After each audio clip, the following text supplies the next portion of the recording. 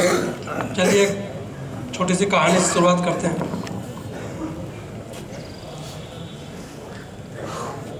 एक बार महात्मा बुद्ध के कुछ शिष्य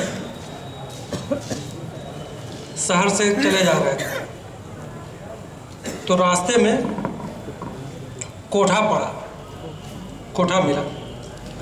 तो जब शिष्य उस रास्ते से गुजर रहे थे तो उनको घुंघरुओं की आवाज़ सुनाई पड़ी। तो उसमें से एक शिष्य जो है कोठे पर चला गया और बाकी शिष्य वहीं उसका इंतजार करने लगे कि अभी लौटता होगा, जल्दी आता होगा। लेकिन काफ़ी देर तक इंतजार करने के बाद भी जब वह शिष्य कोठे से नहीं लौटा तो सारे शिष्य अपने आश्रम को चले गए।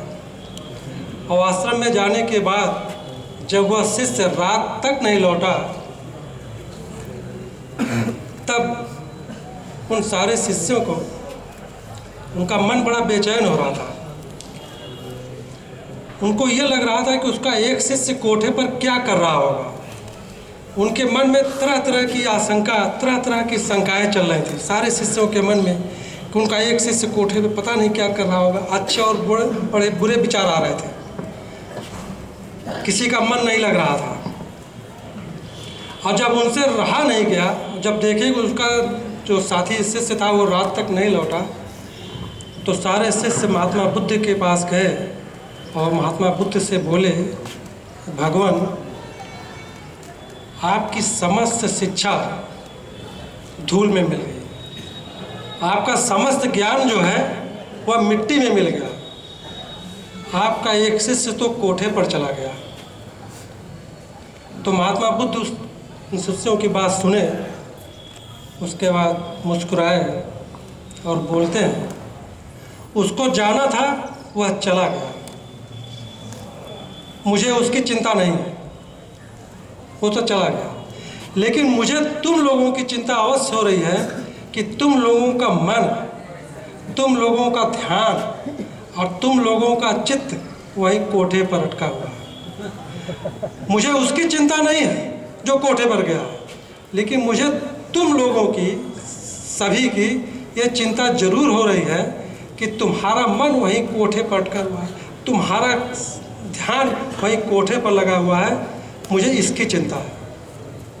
और अगर वह शिष्य, महात्मा बुद्ध ने कहा, अगर वास्तव में उसने शिक्षा ग्रहण किया होगा हमारी शिक्षा को सही ढंग से, तो वह शिष्य दूसरे दिन सुबह उस वेश्या को भी लेकर के आश्रम में आए और दूसरे दिन वह शिष्य उस वेश्या को अपने साथ लेकर के आश्रम में आया और बौद्ध धर्म में दीक्षा ग्रहण की।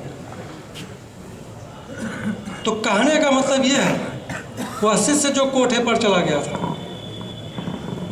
उसने अपने विचारों से, उसने अपने सुंदर भावों से, उसने अपनी वाणी से, उसने अपने कर्म से, उसने अपने प्रभाव से उस वेश्या को इतना प्रभावित किया कि वह वेश्या उसके साथ खुद चल करके आश्रम में आई और बौद्ध धर्म में दीक्षा ग्रहण की और उसके जीवन का सुधार हो गया। तो हमारे बताने का जो उद्देश्य है, दो चीज़ें हैं। पहली चीज़ तो ये है कि आप लोगों का ध्यान, आप लोगों का मन, आप लोगों का चित्त, क्या जो मैं कुछ बता रहा हूँ उसी पे लगा है, कहीं और भटक रहा है। नंबर एक, हो सकता है किसी लोग का ध्यान कहीं और अटका हुआ हो। दूसरी चीज़, अगर कोई चीज़ बताई जा रही है तो यहाँ से आज नहीं तो कल आप निकलेंगे और हमारी यह जिम्मेदारी बनती है, क्योंकि जेल तो अब सुधार संस्था के रूप में जाने जा रही, सुधार गृह के रूप में। तो हम ये चाहते हैं जब आप निकलें तब आपको ये लगे कि हाँ, किसी ने कुछ बताया था, उससे हमारे जीवन में सुधार हो रहा है, हमारे जीवन में परिवर्तन हो रहा है।